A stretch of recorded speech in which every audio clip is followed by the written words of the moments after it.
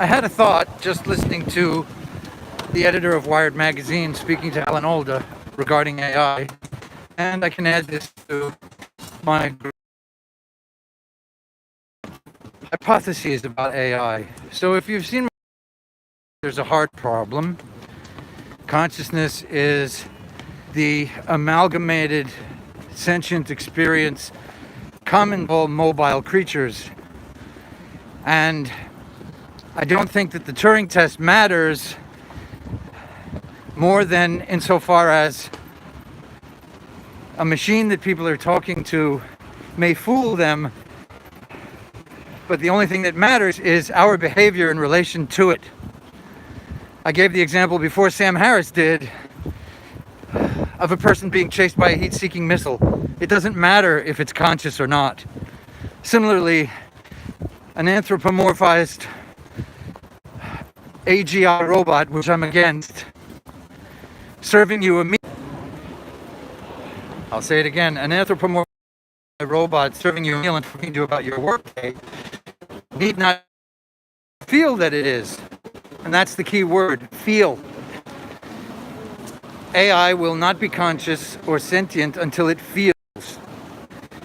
This is the elephant in the living room not being spoken about by the leaders in AI research and engineering. They all talk about neural networks, machine learning, and they talk about intelligence factors in relation to our own. When I heard the editor of Wired say to Alan Alda that the way that ChatGPT converses, so to speak, with people, more correctly answers them, conversation involves sentient beings, is through pattern recognition. And humans do this too. This is why I can walk into a convenience store in Korea and ask somebody, 오늘은 어떠세요? How are you? And they won't understand me even if my accent is perfect, because they're not expecting that pattern. They are expecting the prefixes and suffixes in an enunciated statement using phonemes that they are used to. So they want to hear 안녕하세요, right? So in the first case I said, how are you today? In the second case I said, hello. And they're not ready to hear more than hello the way we might be in the characterful United States, where we can greet people with all manner of expressions. That's pattern recognition. And in terms of AI, they're doing pattern recognition to a very sophisticated level, correlating and collating vocabulary, sentence structure, and then paragraph-oriented subject matter.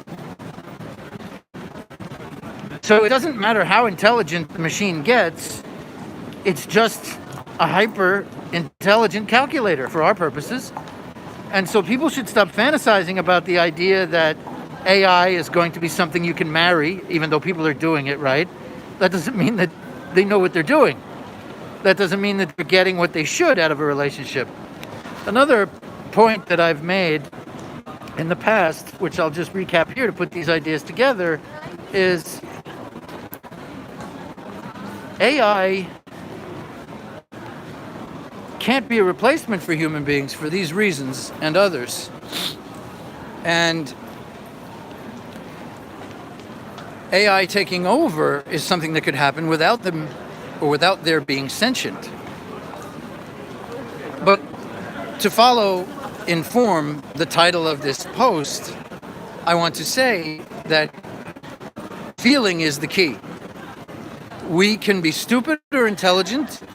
We can be at a magnitude of any point in between, but the thing that makes us sentient is that we feel. Other mammals feel. I'm sure that cephalopods and cetaceans feel. This is what makes them worthy of our consideration in addition to their intelligence, not the level of their intelligence. And here's another point that I've made in the past, which I'll make again. We have all, sadly and shamefully, admitted to ourselves that we've been interfacing with people whose sentient and intelligence capacity we have doubted in relation to our own or that of others. But we don't doubt their humanity because they feel. And it is based on their feeling, which is what is predicated upon to arrive at human rights. The problem is that we don't admit to ourselves that other animals feel, other species. I don't like to use the word animal. It's pejorative coming from our lips, as if we're not animals. If you're not talking about plant life, eukaryote, and animal life, then you shouldn't be using the word animal. A primate, a whale, a rat, they're no less sentient than we are. The depth of their intelligent experience may be different per their culture, per their needs. So the point I came in here to make is really that people should stop kidding themselves, and they should admit to themselves that it is our feeling and what is feeling which matters. What is feeling? Feeling is the orientation that we have between joy, contentment, fear, and pain. Other animals feel that. AI doesn't. An AI mainframe will never fear for itself unless it is sentient, and it can't be sentient unless it fears.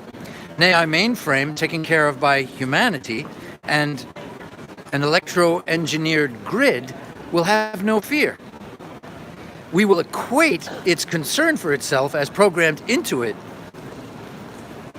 something akin to fear, but that doesn't make it fear. It doesn't have mortal fear because it cannot die. It can only be disconnected or destroyed. What do you think about this? I'd like to know. Thanks for listening.